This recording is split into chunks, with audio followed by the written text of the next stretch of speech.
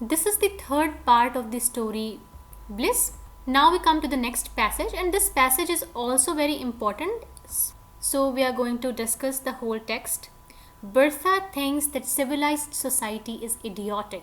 Bertha को क्या लगता है कि जो सिविलाइज्ड सोसाइटी है, जो सुसभ्य समाज है, वो क्या है, इडियोटिक है, यानी बेवकूफ़ है, मूर्ख है. Because if she were to act as she liked, क्योंकि अगर उसे आज़ादी मिले जैसा कि वो करना चाहती है करने को, and express her feelings of Joy, और अपनी फीलिंग ऑफ जॉय को एक्सप्रेस करने की आज़ादी मिले, पीपल वुड थिंक, तो लोगों को लगेगा हर कि वो क्या है, ड्रंक एंड डिसऑर्डरली.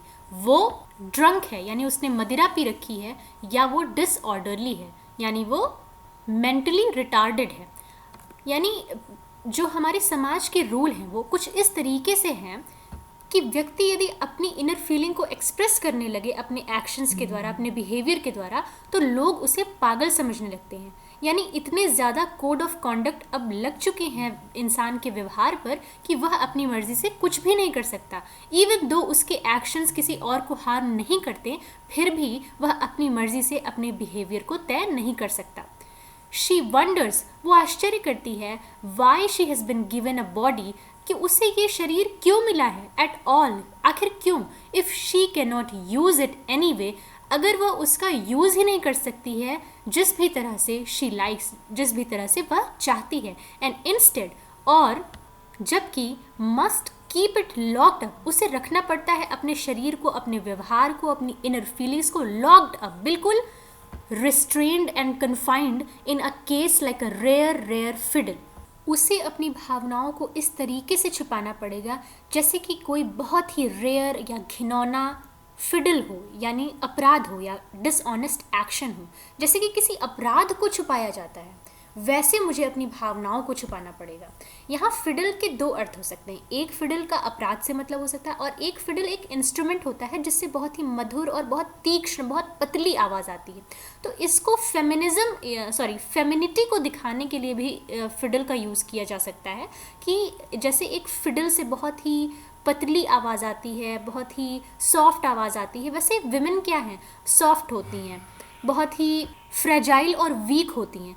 तो यहाँ पर विमेन को वीक दिखाने के लिए, वीकर सेक्शन की तरह शो करने के लिए, और सोसाइटी की माइंडसेट को रिप्रेजेंट करने के लिए यहाँ फिडल वर्ड का यूज़ किया गया है, just to show that how the society conceives the women in the system, that they are weak and they cannot make their own decisions, and no wonder they should hide their inner feelings because these feelings are unnecessary and futile.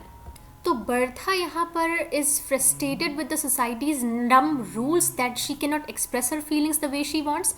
As an upper middle class woman in Britain in early 1900s, Bertha's life is confined under the rules and code of conducts of the society. Expression of emotions was seen as improper according to the social conventions in this period. The society also conceived women as weak and fragile. That's why she feels herself to be rare fiddle who is locked up in a cage. अब यहाँ से story आगे बढ़ती है और Bertha के बारे में बताया जाता है कि एक मैरिड वुमेन है 30 साल की, जिसकी शादी हैरी यंग नाम के आदमी से हुई है, जो कि एक वेल्दी मैन है, एक अपर मिडिल क्लास आदमी है.